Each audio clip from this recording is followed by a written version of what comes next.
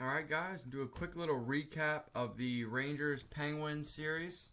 After we do the Rangers Penguins series recap, we're going to go over the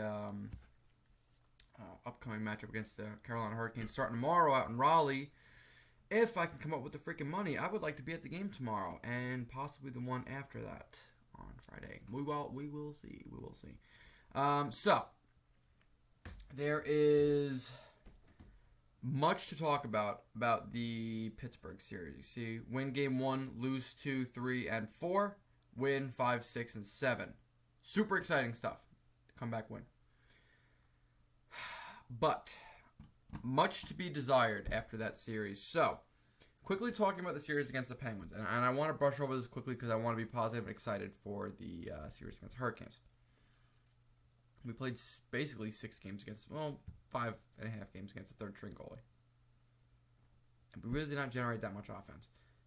The Rangers, if you guys remember, I still remember because I was there watching it, last time we played the Carolina Hurricanes in Raleigh, we shut them out, thanks to Alexander Georgiev. But we gave up 50-something shots, I believe. It was something ridiculous. It was close to 50 shots. We were tripled in shots at one point. If the Rangers are serious about what they're about to do, which is go on a run, they cannot play against the Hurricanes the way they played against the Penguins. So speaking of that Penguins series, the first period the Rangers played against the Penguins in the first game was the best Rangers hockey I saw all season long. They dominated them in puck possession, hitting, face-offs, desire, everything. Whatever you put them head-to-head for, the Rangers beat them in that first period. After that, it was a snooze fest for 4 straight games. You could argue 4.5 because we really did not wake up until the second period of game 5. A lot had to change, and a lot had to go right for the Rangers in order to beat the Penguins. And that was definitely a wake-up call. Very, very quickly, the Rangers learned, and we all learned as fans, who is going to carry this team to the promised land and who is not. When we were down and out, and we thought that it was over, and the series was done in 5 games, or whatever it was going to be, the players that stood out to me, I'm not talking about games 5, 6, and 7, I'm talking about games 1 through 4. The only players to me that stood out were Ryan Strome, Frank Vetrano, Lafreniere, Miller, Schneider, Kakko, Hito, Lindgren. No one else, and a little bit of Reeves. I don't think he played bad. Our top guys, when we were getting killed, were playing like shit. They were playing awful. But, with that being said, the Rangers' comeback came on the heavy goal scoring and output of our top guys. Fox, Zibanejad, Cup, Panarin, all those guys. If we could find a happy medium where everybody's contributing, and we're not worried, and we're not getting contributions from half the team, we get contributions from the full team, I actually think we got a good chance against Carolina. Because when the full team was contributing against Pittsburgh, we dummied them. And we're going to need more of that. My biggest concern was how often the Rangers were visibly asleep against the Penguins. Like, going back and watching that series, looking back at my old live tweets, and just remembering a lot of the shit that I was watching was just frustration. Just watching us get dominated by a team that should not dominate us. Watching us get dominated for, not because of how well the other team was playing, but because we just didn't look like we gave a shit. We were getting walked all over. Just walked. Not even, didn't even look like they had a care in the world. Just shift by shift, just whatever. Play a little bit of defense, sloppy in the D zone. No trying to stop their transition, chasing the puck around. When the puck got to us, just dumped it in. Didn't even bother chasing it, let them free breakouts. Was not a whole lot of effort at all. It was almost like they rolled over and died, or were scared to touch the puck, or were just nervous. They just were afraid to do anything. That cannot happen. Not anymore. Pittsburgh, if Pittsburgh can do it, imagine what the fucking Hurricanes could do to us. Lots got to change. The way games 5, 6, and 7 played leave me with a little bit of confidence that the top guys are going to get it done. I was on Kreider bad for games 2 through 4 because I thought he was awful games 2 through 4. Like the Kreider, I remember getting pissed off that we re-signed bad. And then in games 5, 6, and 7, the dude was an animal. He was hitting again. He was forechecking. He was shooting the puck. He was driving that. He was doing all the things we paid him to do. All the things that he scored 52 goals doing, he did. He did it, damn it, in 5, 6, and 7. He didn't do it in 2 through 4. And he needs to continue to do that. The Carolina Hurricanes are a lot deeper than the Pittsburgh Penguins. Before we go there, maybe we'll just jump right into it. I think we all know how the Rangers did. We covered the Rangers now. Let's talk about what we got to face next round. So the Carolina Hurricanes, the biggest problem with the Hurricanes is there is not a single weak spot on their team. There is not a single matchup where you're like, oh, thank God, this is the guy we're playing against. No, there is not. D'Angelo and Slavin lead the team in scoring, so they can score from the back end. Then you have Teravainen, Trocheck, Jarvis, Aho, Domi, Svechnikov, Niederreiter, Stoll, Natchez. Like, the list goes on and on and on. The only thing the Hurricanes do worse than us is they take a lot of fucking penalties. Like, we thought the Rangers' penalties were bad. Dude. Well, actually, maybe they are worse. No. We just have more guys take single penalties. They had a lot of guys. Regardless.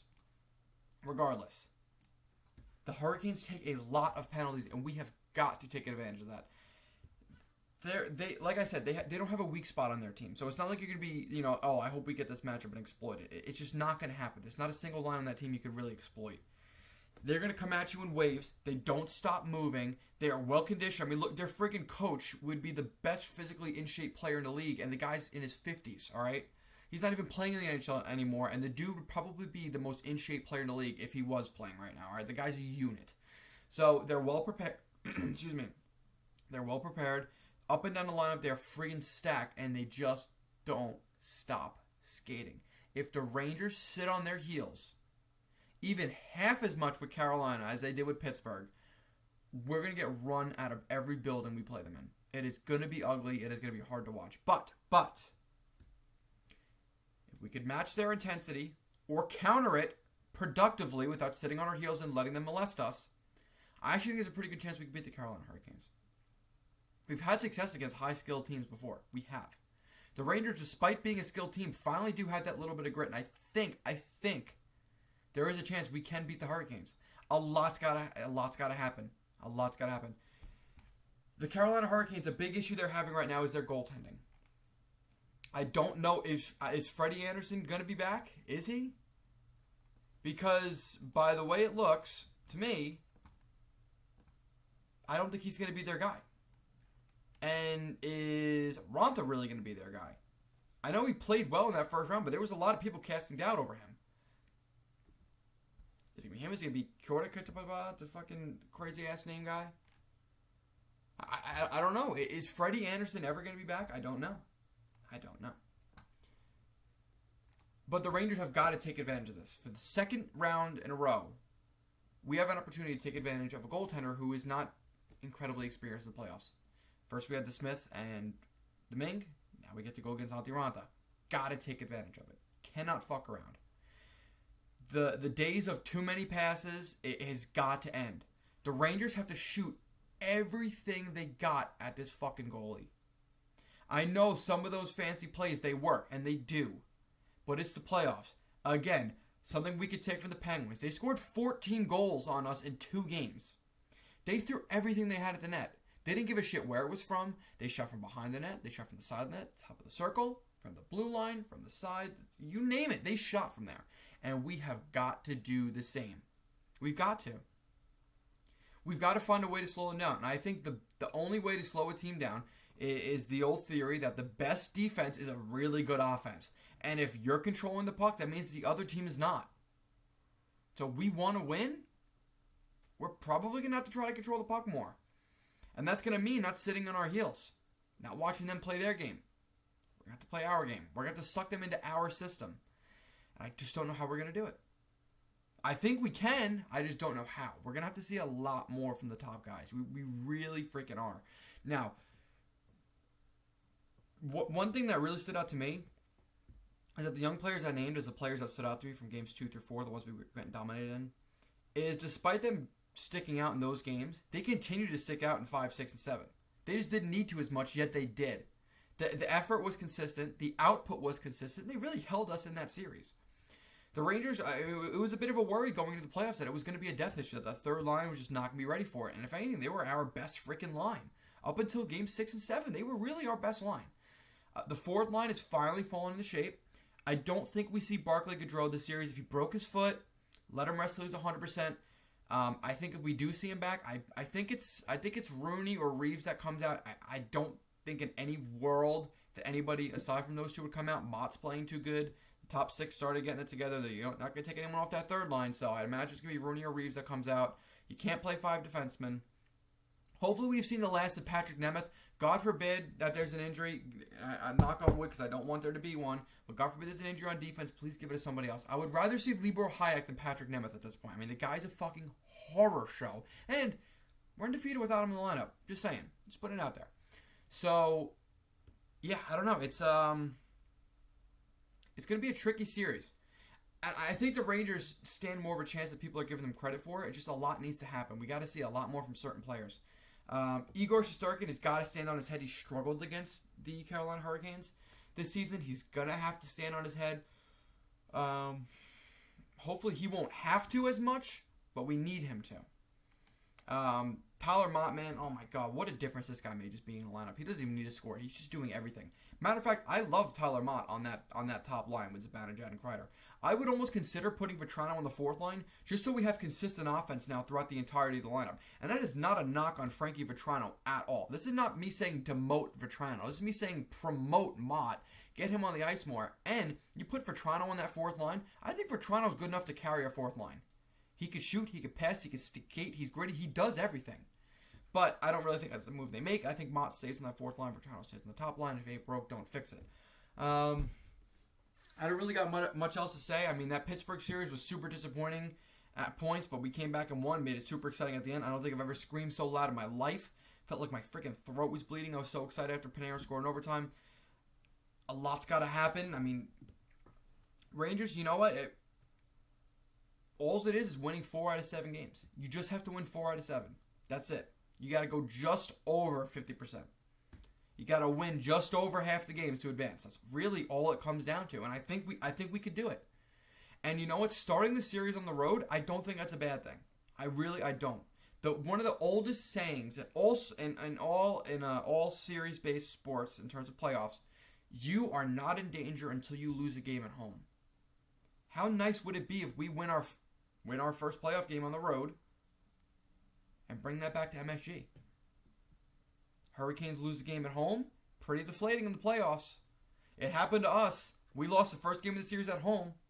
We won game 2 barely. And we got pummeled. I just think a lot could be said. A lot could be said about winning a game on the road early. And I actually think it's advantage Rangers on the road. A lot of Rangers fans live in North Carolina. A lot. Every time I've been to PNC Arena, the Rangers fans outnumber the Hurricanes fans. Is it going to be like that in the playoffs? Probably not. But there's still going to be a presence there. It's still going to be loud. We're not going to be getting those Pittsburgh jeers like we got. I definitely think the Pittsburgh jeers did play a bit of a role in Shesterkin not playing well. I think he was a little bit flustered by that. I think the Rangers were flustered by that. Irregardless, I'm done talking for now. That's my mini coverage. I don't have a lot of time. I got actually going to run to a dentist appointment here in a minute. I think the Rangers have a shot. I really do. I'm very excited for Game 1 tomorrow. I think we all should be. We get to see more hockey. We get to see more Rangers hockey. And you know what? Nose to the grindstone, who the hell knows what could happen? It's the freaking playoffs. The Montreal Canadiens made the Stanley Cup last year, and they beat some damn good teams to get there. Why can't the Rangers do the same? You guys comment below your thoughts on the series against Pittsburgh. You guys comment your thoughts down below this upcoming series against Carolina. What do you guys think? What do you think? Just comment down below. That's all I got. I'll see you all in the next one. Peace out. Let's go Rangers.